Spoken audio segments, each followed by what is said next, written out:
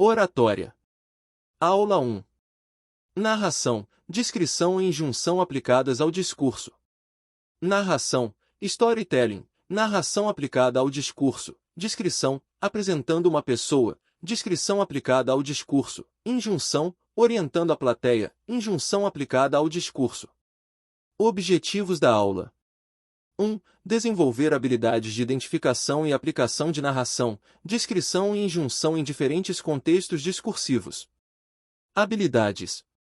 E, M, I, F, L, G, G, 02.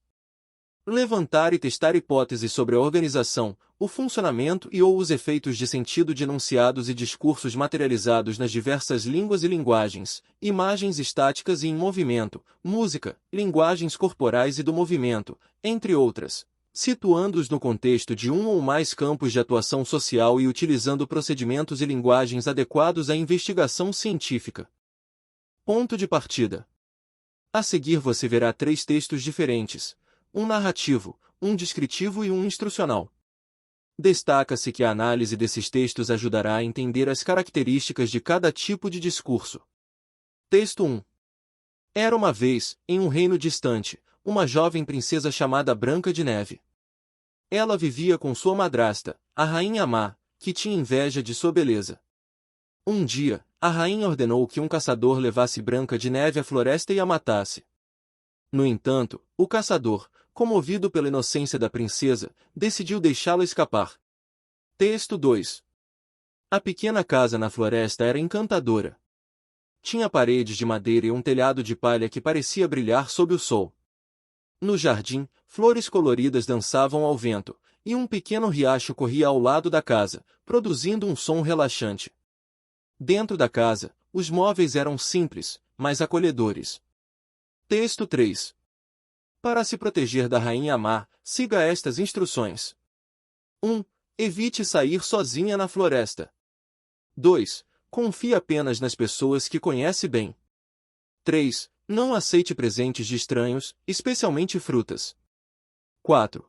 Se sentir perigo, esconda-se na casa dos anões e espere até a ameaça passar. Pergunta 1. Há elementos em comum entre os 3 textos? Pergunta 2.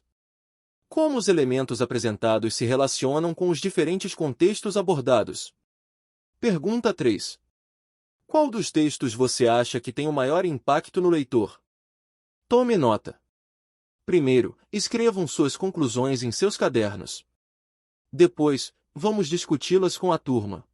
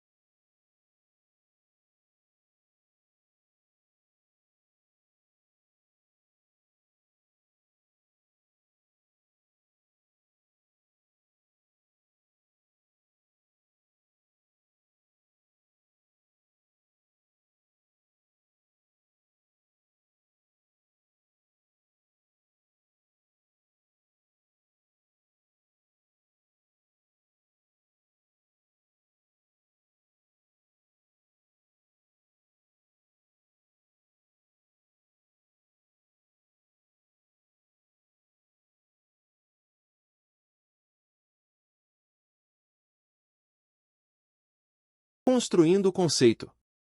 O texto para além das palavras. Como vimos na sessão anterior, um texto é capaz de comunicar muito mais do que simplesmente as palavras que contém. Seus elementos linguísticos e os tempos verbais são cruciais para adicionar mais mensagens à forma do texto. Eles podem ser estruturados para atender a diferentes atitudes enunciativas.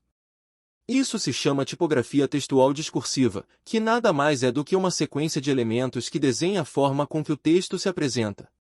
Hoje, vamos nos aprofundar em 3 tipos textuais: narração, descrição e injunção. Aplicação dos tipos textuais nos discursos. 1. Sala de aula. Neste cenário é essencial que o professor utilize elementos do texto injuntivo no seu discurso, pois com uma linguagem direta, ele será capaz de guiar os alunos de forma precisa sobre os passos da atividade a ser realizada. 2. Entrevista de emprego. Neste cenário, é interessante apresentar sua experiência acadêmica de maneira detalhada e impactante. Nesse contexto, o texto descritivo favorece uma comunicação mais envolvente. 3. Palestra. Neste cenário, o palestrante precisa de conexão e engajamento com o público, por isso, uma ótima estratégia é o storytelling. Nesse contexto, o texto narrativo é uma forma de guiar e envolver o público por meio de uma sequência lógica dos fatos. Texto narrativo. 1. Relata eventos reais ou fictícios. 2. Envolve personagens, cenários, eventos e ações. 3. Caracterizado por uma sequência lógica de acontecimentos em evolução temporal. 4. Orador assume a perspectiva de observador. 5. Cria um enredo que o leitor acompanha como espectador dos episódios descritos. Por exemplo, era uma vez, em um reino distante, uma jovem princesa chamada Branca de Neve. Ela vivia com sua madrasta, a rainha Má, que tinha inveja de sua beleza. Um dia, a rainha ordenou que um caçador levasse Branca de Neve à floresta e a matasse. Texto narrativo aplicado ao discurso. Era uma vez uma cabra que tinha 7 cabritinhos. Um dia ela disse para os seus filhinhos assim: filhinhos, a mamãe precisa ir até a floresta. Vocês não abram a porta para ninguém, principalmente se for o lobo, que ele tem uma voz grossa e tem as patas pretas. Vocês vão reconhecer logo. Agora a mamãe vai indo. E foi embora. De repente, os cabritinhos estavam brincando quando alguém bateu na porta. Quem é? É a sua mãe que voltou. Ah, não! A nossa mãe tem a voz bem fininha. A sua voz é grossa e deixa eu ver as suas patas. Ah, suas patas são pretas. Você não pode entrar, é o lobo. Vai embora. E o lobo, muito esperto, fingiu que foi embora, mas o que ele fez? Molhou as suas patas na farinha e comeu um pedaço de giz para a sua voz ficar mais fininha.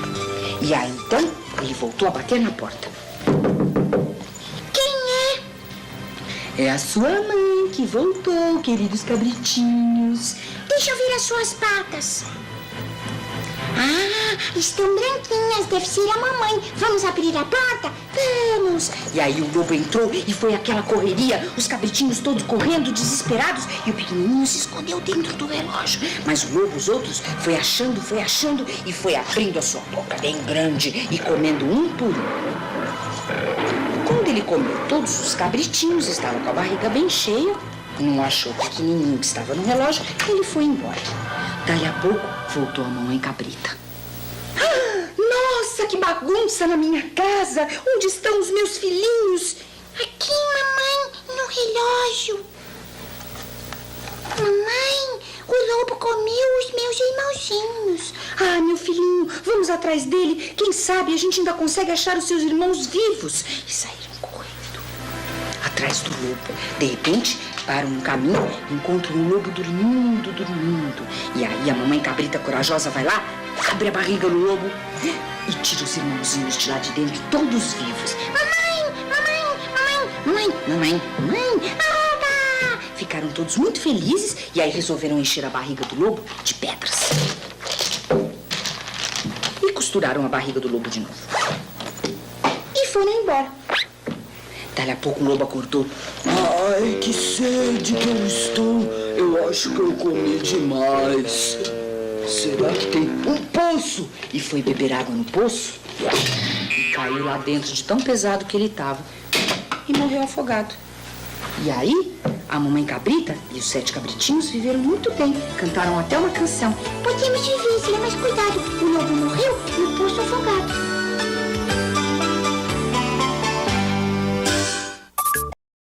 Texto descritivo. 1. Permite ao leitor visualizar ou imaginar detalhadamente o descrito. 2. Tempo referencial é simultâneo à descrição. 3. Orador pode situar o relato em qualquer momento em relação à enunciação. Descreve características de seres, objetos, ambientes ou cenas, utilizando descrições sensoriais que envolvem os sentidos, como 1. Olfato, cheiroso, perfumado. 2. Tato, macio, áspero. 3. Visão, brilhante, colorido. 4. Audição, suave, estridente. 5. Paladar, doce, amargo. Por exemplo, a pequena casa na floresta era encantadora. Tinha paredes de madeira e um telhado de palha que parecia brilhar sob o sol. No jardim, flores coloridas dançavam ao vento, e um pequeno riacho corria ao lado da casa, produzindo um som relaxante. Texto descritivo aplicado ao discurso.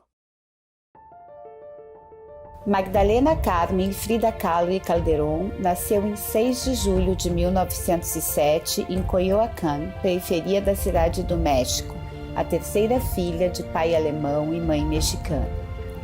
Aos 6 anos, Frida Kahlo teve poliomielite, o que deixou sequelas em sua perna direita que a faziam mancar levemente.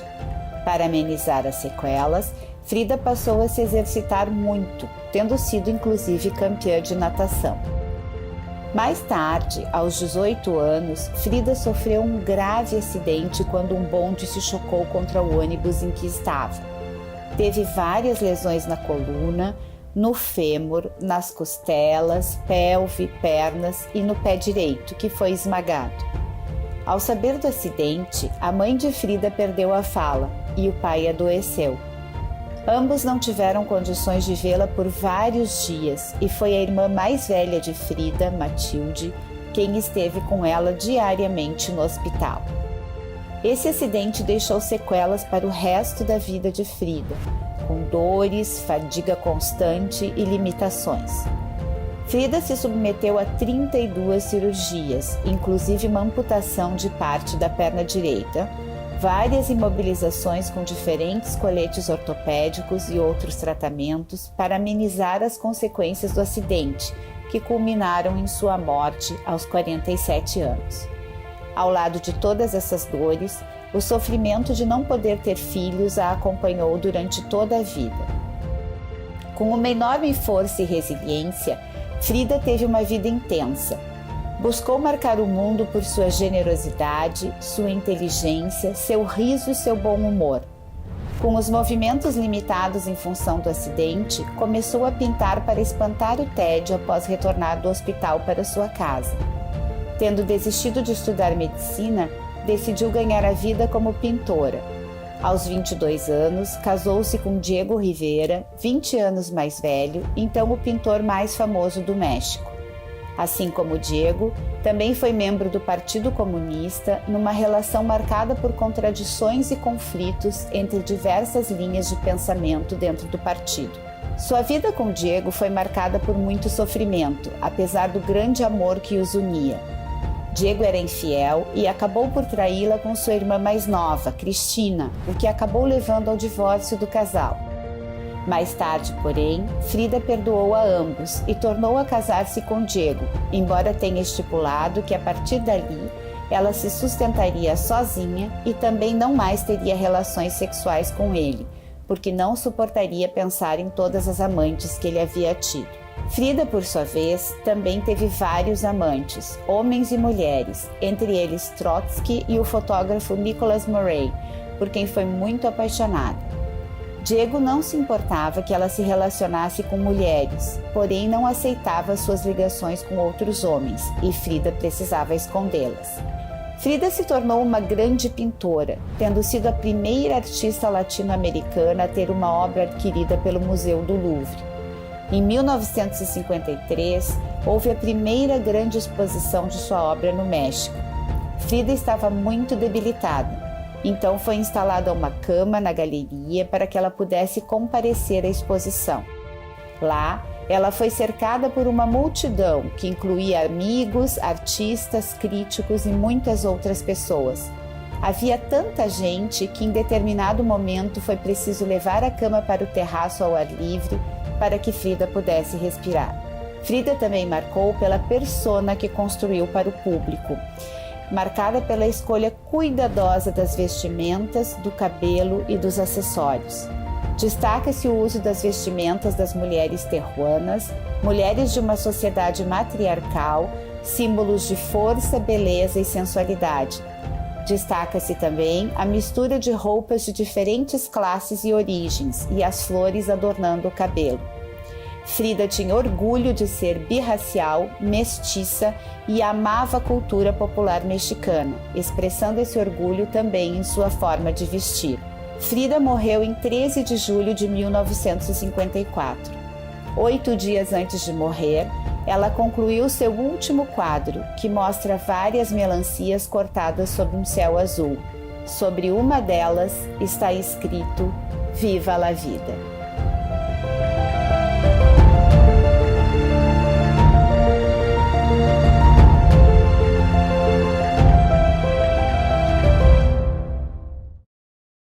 Texto injuntivo. 1. Injunção orienta e indica ações específicas. 2. Utiliza modo imperativo para instruir o leitor.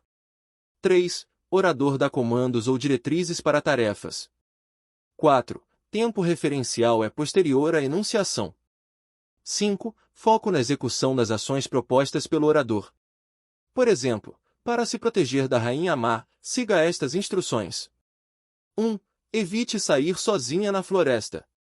2. Confie apenas nas pessoas que conhece bem.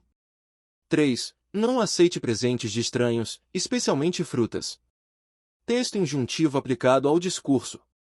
Você já pensou em conseguir montar o cubo mágico? Eu vou te mostrar. A primeira coisa que você precisa fazer, você vai procurar a parte branca aqui no meio. Procurou a parte branca aqui no meio, é isso, fica com ele virado assim para cima. Você vai reparar que toda a parte branca que vai vir aqui para cima formar a cruz é branco e mais alguma cor. Por exemplo, aqui é branco e vermelho, aqui é branco e azul. Tá vendo que ele está aqui embaixo? Eu vou jogar o branco e azul para onde tiver o azul aqui no centro. Então aqui não tá, eu vou girar mais uma vez. Aqui tem branco e azul, branco e azul. Para colocar a peça branco e azul que está aqui embaixo, aqui para a gente começar a montar a cruz, você vai fazer 3 movimentos. Você vai virar para a direita, você vai virar aqui para cima e voltar o cubo mágico para onde ele estava. E agora você já tem o branco e azul exatamente na posição correta. E branco e vermelho. Você reparou que ele não está aqui embaixo? Ele já está na direita? Então isso já facilita para mim. Então eu já economizo um passo, que é só virar para cima e voltar. Você vai ter que fazer esse mesmo movimento várias vezes para conseguir fazer essa cruz. Narração, descrição e injunção. Item 1. Perspectiva do orador. Na narração. Orador na perspectiva do fazer acontecer inserido no tempo. Na descrição. Orador na perspectiva do espaço e do conhecimento. Na injunção. Orador na perspectiva do fazer posterior ao tempo da enunciação. Item 2. Objetivo do orador. Na narração.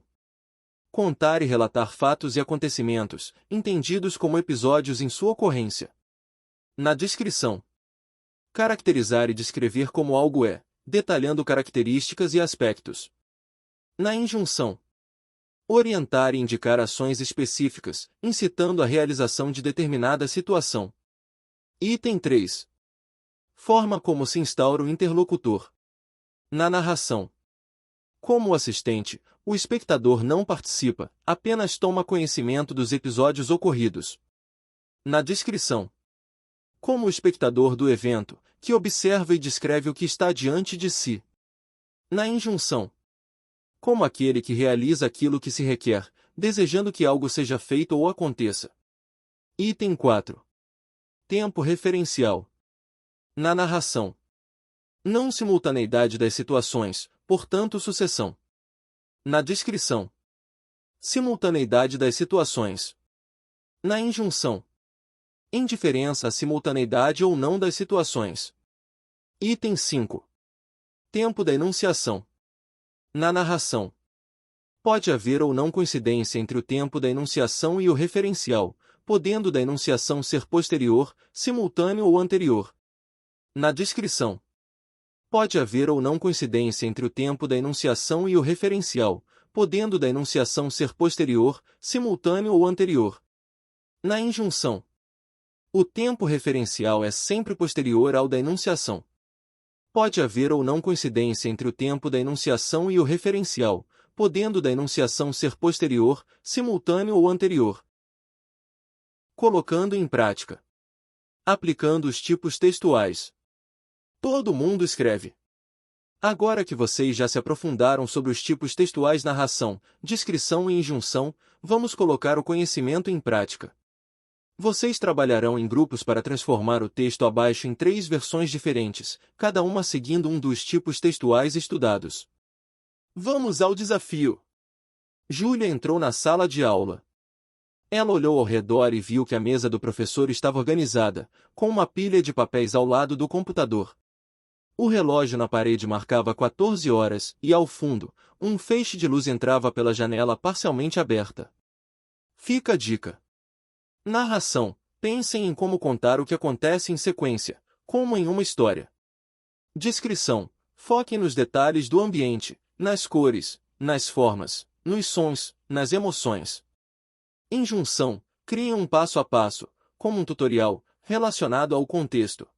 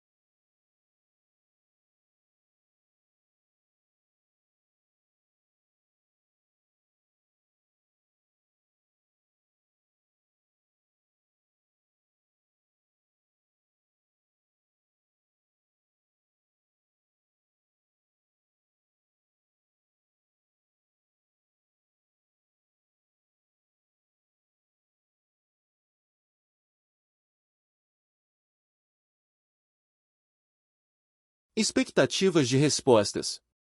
Os alunos devem demonstrar uma compreensão clara das características de narração, descrição e injunção. As versões do texto devem refletir as diferenças estruturais e linguísticas entre esses tipos textuais. As 3 versões criadas pelos grupos devem ser distintas e adequadas ao tipo textual escolhido. Na narração, espera-se uma sequência de eventos, na descrição, detalhes sensoriais e emocionais, e na injunção, instruções ou comandos claros e diretos. Todos os alunos devem contribuir para a atividade em grupo, mostrando que trabalharam juntos para adaptar o texto e que entendem as aplicações práticas dos diferentes tipos textuais. As versões adaptadas do texto devem ser claras, coerentes e bem estruturadas. Os alunos devem evitar confundir os tipos textuais e devem ser capazes de explicar suas escolhas durante a discussão. O que nós aprendemos hoje? 1. Textos narrativos relatam eventos e histórias, reais ou fictícios, com uma sequência lógica e temporal. Envolvem personagens e cenários, criando um enredo que o leitor acompanha ao longo do tempo. 2. Textos descritivos focam em detalhar as características de seres, objetos ou ambientes, permitindo ao leitor visualizar ou imaginar o que está sendo descrito. A descrição ocorre simultaneamente ao momento da enunciação. 3. Textos injuntivos fornecem instruções ou orientações usando o modo imperativo, com foco em ações específicas que o leitor deve realizar. O tempo referencial é posterior à enunciação, visando a execução de tarefas.